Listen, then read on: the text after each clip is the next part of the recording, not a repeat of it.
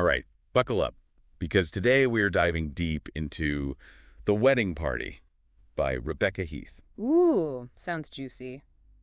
A wedding, you say? Oh yeah, but not just any wedding. Okay, I'm intrigued. We've got family drama, hidden motives, and maybe even a murder or two. Whoa, hold on, murder? Where did that come from? Well, we're also using some news clippings and other bits and pieces to get the full picture, and let me tell you, things get pretty dark. So it's not just the wedding itself, there's more to it. Way more. I am so ready for this. Think Big Little Lies meets Knives Out, but at an Australian beach wedding. Okay, you had me at Australian beach wedding, but now I'm really hooked. Perfect. Now let's start with one of those news clippings I mentioned. Okay. It talks about a body found on a luxury yacht. That's not exactly the kind of wedding favor you want to find. Exactly, and that's what immediately had me hooked. Right, like who is this person, and what does it have to do with the wedding? So many questions. But let's back up a bit and set the scene. The book takes place in this seemingly idyllic Australian beach town called Refuge Bay. Refuge Bay. The name sounds peaceful enough. Right. Picture-perfect beaches, charming little beach shacks, you know, the vibe. Oh yeah, I can practically feel the sand between my toes. But like I said, there's this undercurrent of darkness, like something lurking beneath the surface. I see where this is going. Oh yeah, and those beach shacks are actually super important to the story. Interesting. How so? Well, there are 3 families, and each one lives in one of these shacks. Okay. And they're all connected in ways they don't even realize. Their lives all tangled up by secrets from the past. Oh, so it's like one of those everyone knows everyone small town situations. Exactly, but with way higher stakes. Got it. So let's meet the bride, shall we? Let's. Her name is Adele, and she's a successful event planner. Ooh, fancy. She seems to have it all, and she's about to marry this wealthy and charming businessman named Jason. Okay, so on paper it sounds like a match made in heaven. Right.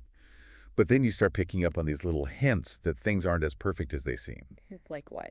Well, for starters, Adele starts getting these weird warnings about Jason. Warnings? From who? That's the thing, it's not always clear. Sometimes it's just a cryptic comment from someone at a party. Other times it's like a note left anonymously. Okay, so it's like someone is trying to tell her something but not being very direct about it. Exactly. And it makes you wonder, is she really marrying the right man?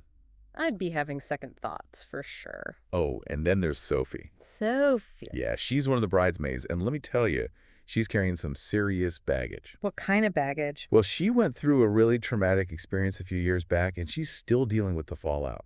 That's rough. Yeah, and it's clear she's holding back, like guarding a secret that Yeah. could be the key to everything. So she's got her own demons to fight while trying to be there for Adele. Exactly. It adds a whole other layer of tension to the whole wedding party dynamic. And then we can't forget about Jason's grandmother, Dorothy. Oh, what about her? At first, she comes across as a little eccentric, maybe even a bit overbearing. Grandmothers, am I right? But there's this shrewdness to her, like she's always thinking 10 steps ahead. Sounds like someone you don't want to cross. Definitely. And there's this one incident at the rehearsal dinner. She interrupts the speeches and just takes over. Oh no, awkward. It's a small moment, but it speaks volumes about her character. Like she needs to be in control. Exactly. And it makes you wonder what lengths she'd go to get what she wants. Okay, so we've got Adele, who might be marrying the wrong guy, Sophie with her secrets, and Dorothy, who's, well, Dorothy. Right.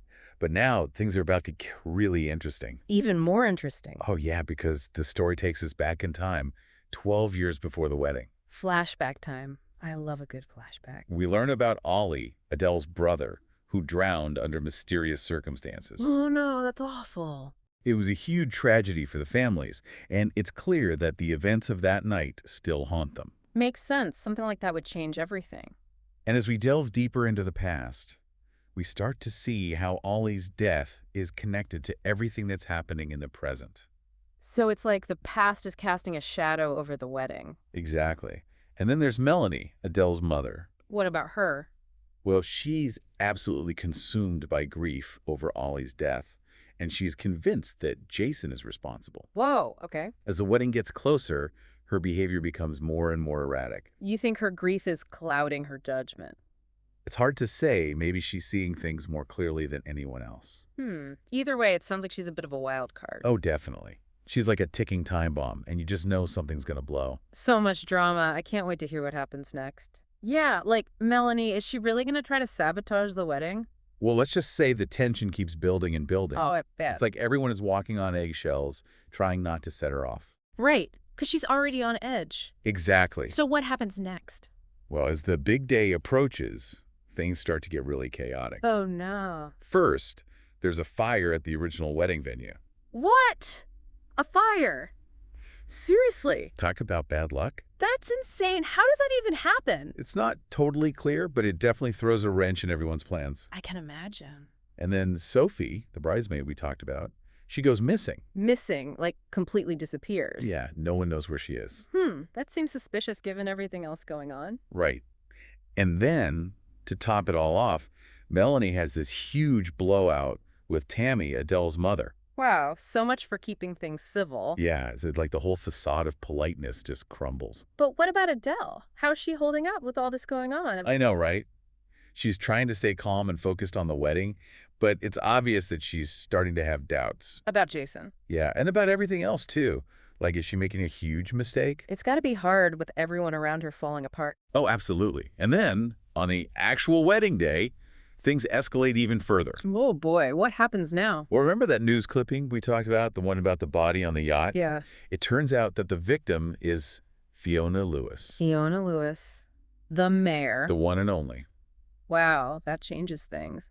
But how does she fit into all of this? That's the million-dollar question. Okay, but seriously, how does she die? Well, it's not immediately clear, but there are definitely some suspicious circumstances surrounding her death. I bet. And remember how Melanie thought Jason was hiding something? Yeah, and she was acting all erratic and everything. Well, it turns out she was right.